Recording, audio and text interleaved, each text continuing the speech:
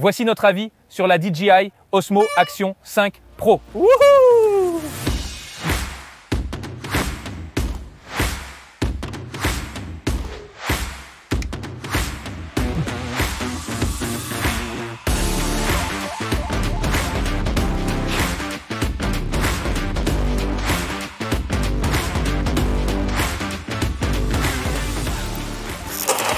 Voilà.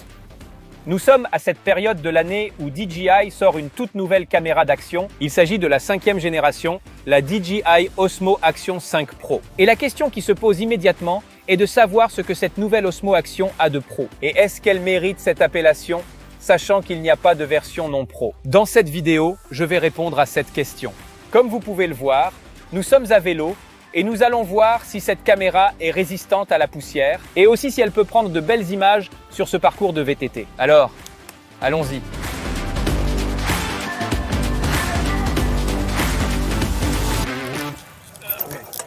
Voilà.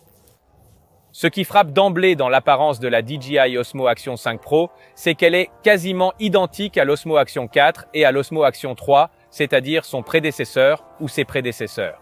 Il y a quelques petits détails qui changent, comme le logo et certaines couleurs d'accent. Mais en fait, les dimensions sont identiques. Et c'est vraiment un avantage considérable, en particulier si vous avez déjà des accessoires de l'un des deux modèles précédents. Le gros avantage, c'est que vous pouvez les utiliser directement sur cette caméra. L'extérieur est peut-être similaire, mais à l'intérieur, il y a pas mal de choses qui ont changé. Théoriquement, cette caméra peut désormais enregistrer pendant 240 minutes. Et c'est très long. L'Osmo Action original, du moins le 3 et le 4, ne pouvait filmer que 160 minutes. C'est presque une fois et demie, voire 2 fois plus long et c'est vraiment très impressionnant pour cette petite caméra.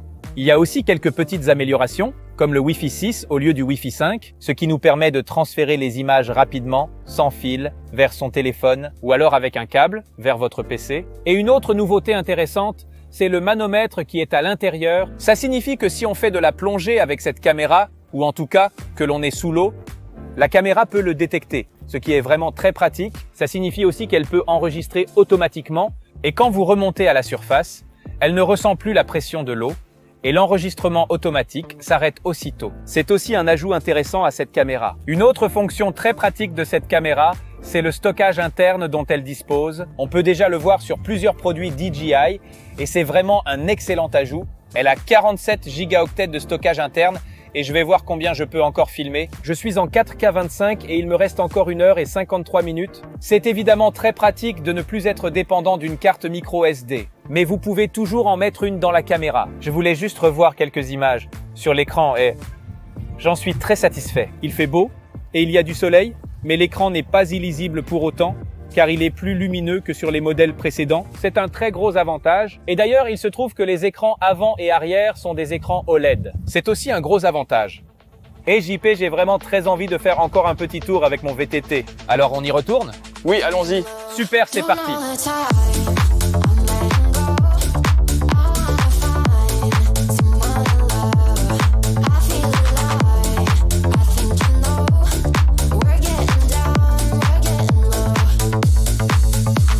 Donc, comme je le disais, l'apparence de cette caméra n'est pas la nouveauté la plus spectaculaire de la nouvelle Osmo Action 5 Pro. En fait, c'est plutôt le capteur. Il a la même taille, à savoir 1 sur 1,3 pouces. Ça ne semble pas très grand, mais la différence par rapport à son prédécesseur est qu'elle a un capteur de 40 mégapixels. Et c'est vraiment très impressionnant.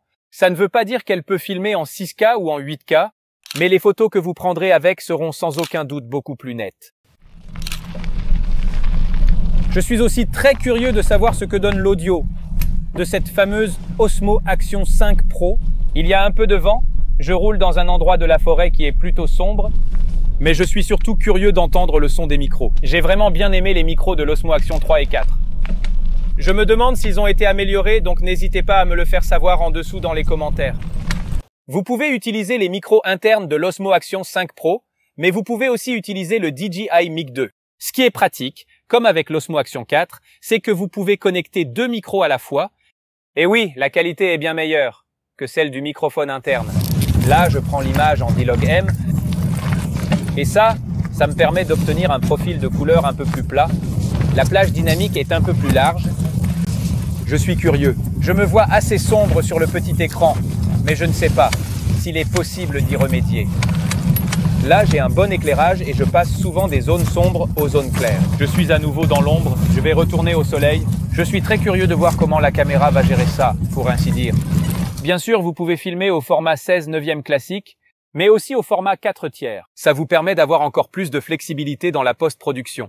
Ce que nous n'avons pas pu tester aujourd'hui, parce qu'il fait trop beau, c'est la fonction d'imagerie à haute dynamique en basse lumière. C'est tout un programme, mais en résumé, ça signifie que lorsque vous avez peu de lumière, l'image reste très nette sans trop de bruit.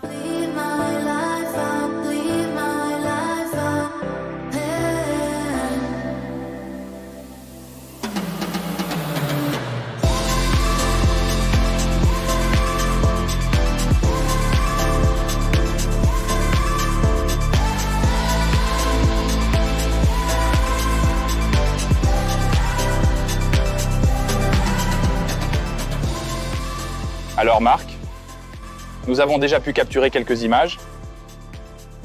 Et si on jetait un coup d'œil à la stabilisation de l'image? Oui, bonne idée. Et JP, Oui. tu regardes les images là? Oui, ici. Qu'en penses-tu? Oui, voilà. Oui, l'horizon est bien droit. Je ne vois pas passer d'images particulièrement choquantes. Non. C'est justement ce qui fait la beauté de cette caméra. Elle est équipée du Rocksteady 3.0. D'accord. Ça veut dire qu'elle peut aussi verrouiller l'horizon, même si je n'ai pas activé ce mode, mais elle peut corriger et elle le fait très bien, c'est très propre. C'est une stabilisation électronique, donc si tu la désactives, tu auras un champ plus large. Donc voilà, on a Rocksteady 3.0 et Rocksteady 3.0+, D'accord. et ces deux stabilisateurs sont électroniques. Parce que si tu fais de la stabilisation d'image à vélo, évidemment, ça ne va pas marcher comme ça. Mais en effet, c'est très impressionnant, oui. Donc on a Rocksteady 3 et 3+. Oui. En fait, le Rocksteady zoome un peu plus, il est un peu plus agressif et la stabilisation de l'image est améliorée. Ah oui, d'accord, je vois. Eh bien, ça marche. Oui. J'ai bien réglé. Il y a deux façons de stabiliser l'horizon de sa prise de vue, soit avec Horizon Balancing, soit avec Horizon Steady. Horizon Balancing est le premier des deux et il garantit la stabilisation de l'image jusqu'à 45 degrés, ce qui permet de stabiliser la caméra d'ici à là. Si vous allez au-delà, donc si vous la faites pivoter verticalement, l'image va sauter en quelque sorte. Avec Horizon Steady, une fois que vous commencez à filmer horizontalement, vous pouvez même faire un tour complet à la caméra et l'horizon restera toujours droit. Ça fonctionne aussi si vous filmez verticalement, l'image restera verticale et l'horizon restera également parfaitement droit. Gardez à l'esprit que ça ne fonctionne qu'en 2,7K et en 16/9. Et Marc, Oui, en fait, je voudrais refixer la caméra sur le guidon. oui. Mais quels autres supports on a? Il y en a beaucoup d'autres, mais il y en a un qui est super sympa et c'est une ceinture pectorale. C'est une sorte de petit sac à dos et tu peux le fixer ici. Oui. Voilà. C'est un petit truc super cool qui offre une perspective très différente du guidon, de la roue ou autre. Faisons comme ça. Faisons comme ça.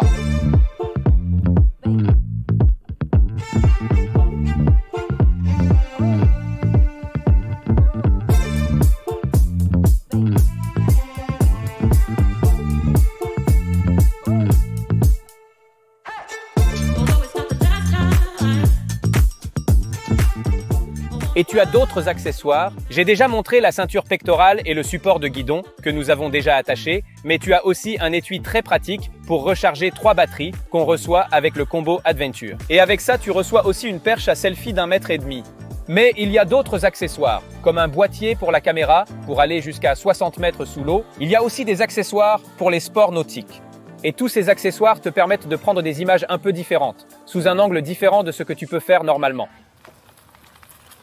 Et oui, l'Osmo Action 5 Pro est la toute dernière pièce maîtresse de DJI et c'est aussi un très beau successeur pour l'Osmo Action 4. Elle a un nouveau capteur de 40 mégapixels et 13,5 diaphragmes de plage dynamique, ce qui est très sympa. L'autonomie de la batterie est supérieure, meilleure en tout cas, et dans l'ensemble, tout ça facilite considérablement son utilisation et améliore également la qualité générale de l'image.